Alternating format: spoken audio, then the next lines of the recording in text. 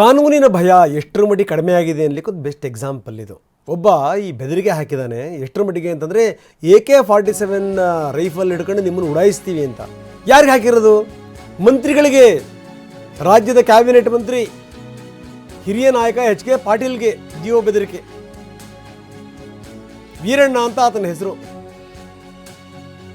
AK-47 rifle ಹಿಡ್ಕೊಂಡು ಗುಂಡಿನ ಮಳೆಗರಿಬೇಕು ಅಂತ ಆತ ಪೋಸ್ಟ್ ಮಾಡಿದ್ದಾನೆ. ಹೆಂಗಿದೆ ನೋಡಿ, ವೀರಣ್ಣ ಬೀಳಿಗಿ ಮಾಡಿರುವಂಥ ಪೋಸ್ಟ್ ಇದು. ಒಬ್ಬ ಮಂತ್ರಿಯ ವಿರುದ್ಧ ಒಬ್ಬ ವ್ಯಕ್ತಿ ಈ ರೀತಿ ಪೋಸ್ಟ್ ಹಾಕ್ತಾನೆ ಅಂತಂತಂದರೆ ಏನು ಅರ್ಥ ಇದು? ಈಗ ಆತನನ್ನು ಅರೆಸ್ಟ್ ಮಾಡಲಾಗಿದೆ, ಪ್ರಶ್ನೆ ಬೇರೆ. ಆದರೆ ಯಾವ ಸಂದೇಶ ರವಾನೆ ಆಗುತ್ತಿದ್ದು? ಮಂತ್ರಿಗಳಿಗೆ ಈ ರೀತಿ ಹಾಕ್ತಾರೆ ಅಂದರೆ ನೀನು ಜನಸಾಮಾನ್ಯರ ಪಾಡೇನು? ಏನಿಲ್ಲ,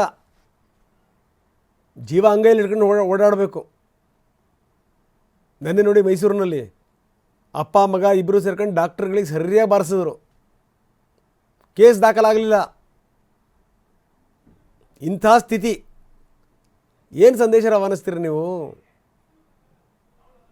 ಮಂತ್ರಿಗಳಿಗೇ ಈ ರೀತಿ ಪೋಸ್ಟ್ ಹಾಕ್ತಾನೊಬ್ಬ ಅಂತಂತಂದರೆ ಲೆಕ್ಕ ಹಾಕ್ಕೊಳ್ಳಿ ಇನ್ನೆಷ್ಟರ ಮಟ್ಟಿಗಿದೆ ಅಂತ.